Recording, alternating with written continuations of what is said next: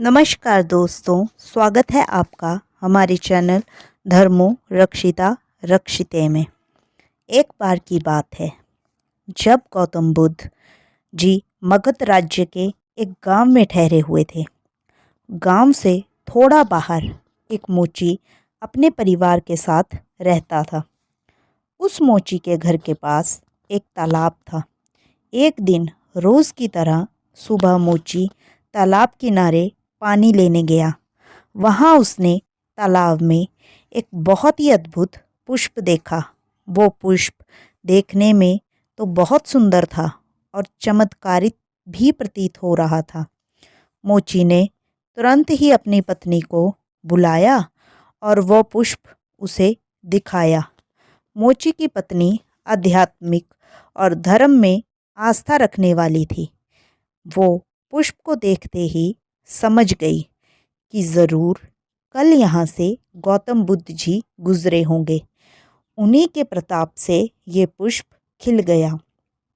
पुष्प को चमत्कारिक मानकर मोची ने एक योजना बनाई।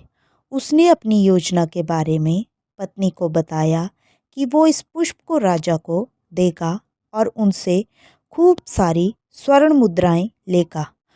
उसकी पत्नी ने भी सोचा कि ये पुष्प उनके किसी काम का नहीं है, इसे राजा को ही दे दो, कम से कम कुछ कमाई तो होगी।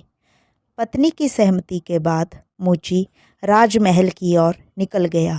राजमहल के रास्ते में उसे एक व्यापारी मिलता है। मोची के हाथ में पुष्प देखकर वो रुक जाता है।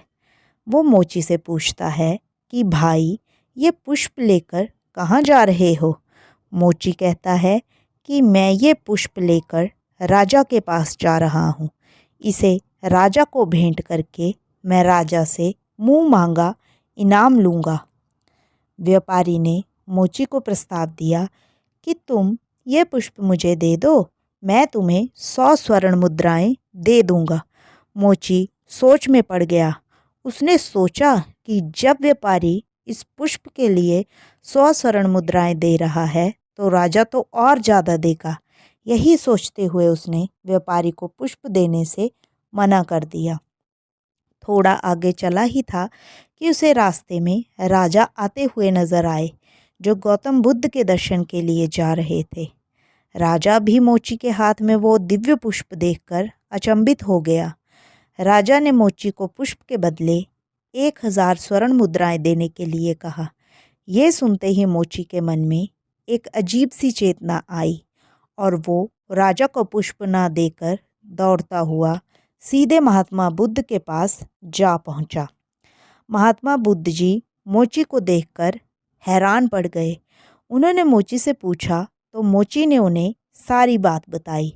इसके बाद मोची ने वो पुष्प महात्मा गौतम बुद्ध के चरणों में अर्पित किया और उनसे कहा कि पहले तो मेरे मन में पुष्प को देखकर लालच आ रहा था, लेकिन अब मैं समझ गया हूँ कि जिसकी छाया पड़ने से ही एक पुष्प इतना दिव्य हो गया, अगर उसकी शरण में मैं चला जाऊँ तो मेरा जीवन तो धन्य ही हो जाएगा। इसके बाद वो आजीवन महात्मा गौतम बुद्ध का शिष्य बनकर रहने लगा। दोस्तों, हमारी ज़िंदगी में हमें बहुत सी चीज़ें अपनी तरफ आकर्षित करती हैं, लेकिन हमें उनके लालच में न फंसकर अपने ज्ञान का प्रयोग करके जीवन में सही राह को चुनना चाहिए। अगर आपको हमारी ये कहानी पसंद आई हो तो हमारे वीडियो को लाइक करें और हमारे चैनल को ज़रूर सब्सक्राइब करें। राधे राधे।